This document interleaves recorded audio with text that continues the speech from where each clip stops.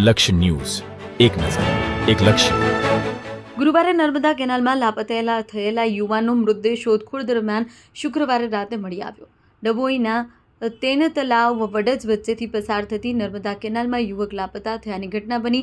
ગુરુવારે Pulsar bike લઈ વડોદરા જઈ રહેલા બે મિત્રો બાઇક લઈ કેનાલમાં ખાબક્યા. એકનો બચાવ થયો જ્યારે બીજા એક મિત્ર નર્મદા કેનાલમાં લાપતા થયો છે. એક યુવકને તરતા આવડતું હોય બચી ગયો જ્યારે બીજો લાપતા થયો હતો. ચાંદોદ પોલીસે ઘટના અંગે જાણ કરતા ડભોઈ અને વડોદરાની ફાયર ટીમે સઘન દ્વારા શોધખોળ આરંભી હતી. લાપતા થયેલા યુવકનો મૃતદેહ શોધવા ફાયર ટીમો કામે લાગી.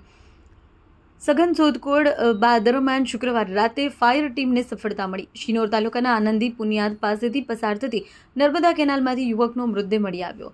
જિલ્લો નર્મદા, તાલુકો નાતોદ, ગામ જેસલપુરનો રહેવાસી રણજીત જસુભાઈ બારૈયા કેનાલમાં ડૂબી લાપતા થયો. શિનોર પોલીસે લાશનો કબજો મેળવી પીએમ અર્થે મોટા ફોફડિયા હોસ્પિટલ ખાતે ખસેડી કાયદેસર કાર્યવાહી હાથ ધરી છે. રિપોર્ટર આતિશસિંહ ઠાકોર, ડભોઈ.